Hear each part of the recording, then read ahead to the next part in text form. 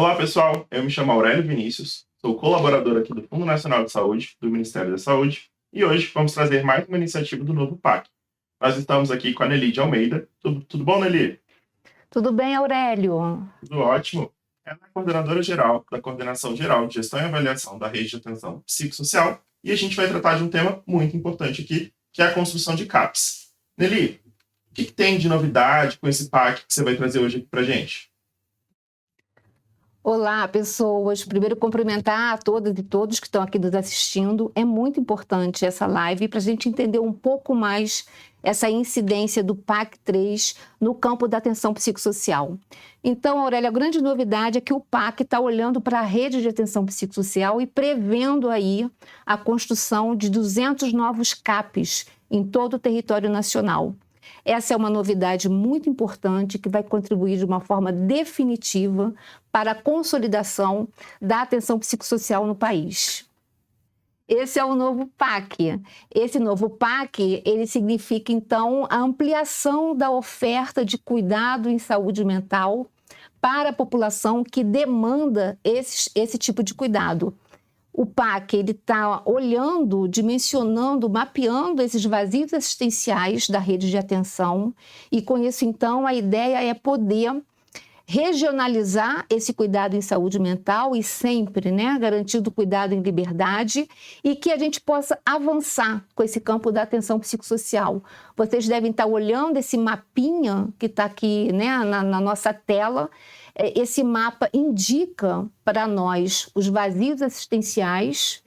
Podemos identificar que tem uma dificuldade de expansão dessa rede na região norte, um tanto na região nordeste e também no centro-oeste. Então, a direção do PAC é justamente ocupar esses vazios assistenciais ou municípios com baixa cobertura de CAPs para a gente avançar nesse cuidado em saúde mental. Nelly, você pode falar para a gente, por favor, o que são os CAPs, quais são os tipos de CAPs? Sim, os CAPs são centros de atenção psicossocial, são centros abertos, comunitários, são dispositivos de cuidado nos territórios, são centros abertos para que a população possa acessar, dentro dessa concepção do SUS, acessar de uma forma universal, gratuita, oferecendo um cuidado de qualidade, um cuidado integral. No modelo da atenção psicossocial, existem 6 modalidades de CAPs. Essas modalidades são o CAPs 1, o CAPs 2, o CAPs AD, o CAPs 3 e o CAPs AD3 e o CAPs Infância e Juventude. São essas modalidades que são ofertadas no campo da atenção psicossocial, pensando o dispositivo CAPs. Muito bacana. Em relação aos recursos disponíveis, a quantidade de CAPs que serão abordados nesse novo PAC, você pode falar para a gente, por favor? A totalidade desses recursos disponíveis está em torno de 409 milhões ao longo de 4 anos. Esses 409 milhões vão permitir a construção de 200 novos CAPs. Nessa primeira etapa, vão estar disponíveis 154 milhões e 400 mil reais, em torno de 75 CAPs que esse processo de seleção prevê nessa etapa que inicia agora.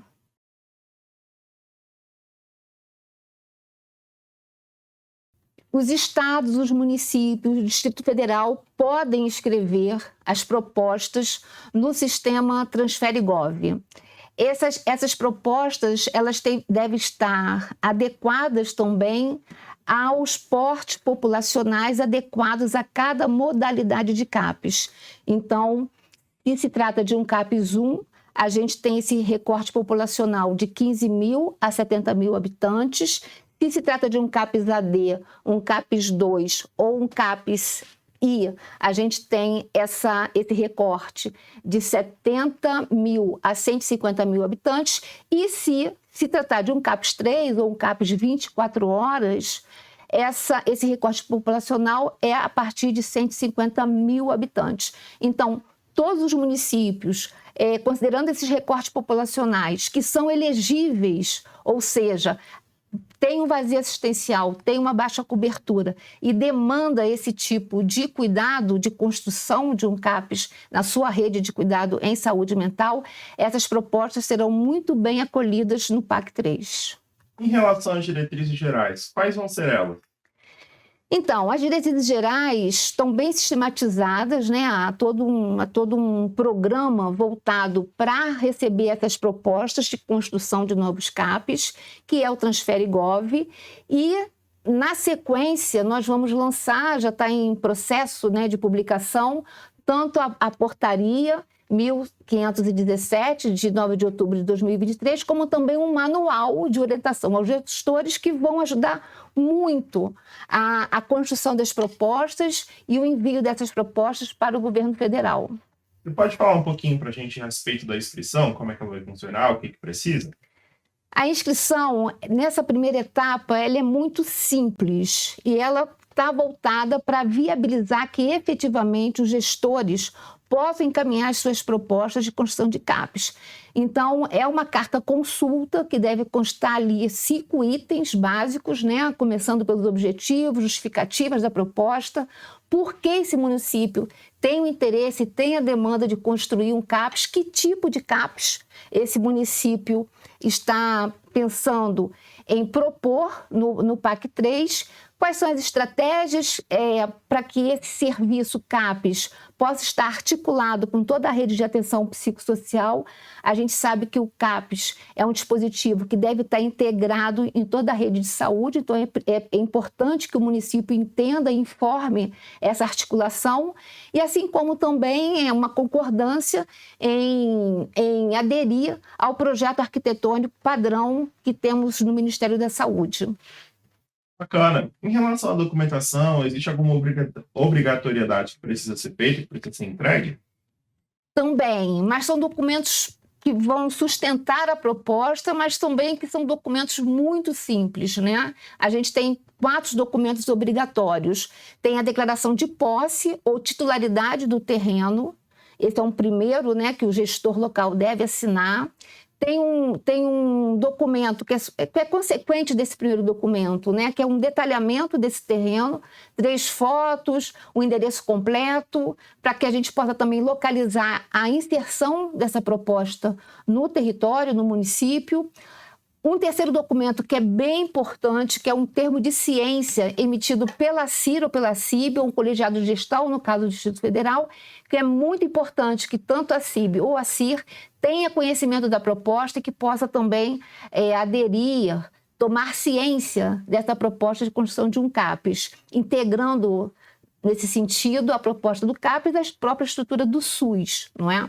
Então é bem importante. E por último, uma declaração do gestor local de compromisso com o cofinanciamento dos custeios. À medida que esse CAPs está construído, ele vai demandar uma série de custeios, né, mensais, e é preciso, então, que o gestor local possa se comprometer em dar continuidade à finalidade máxima desse CAPs, que é atender a sua população.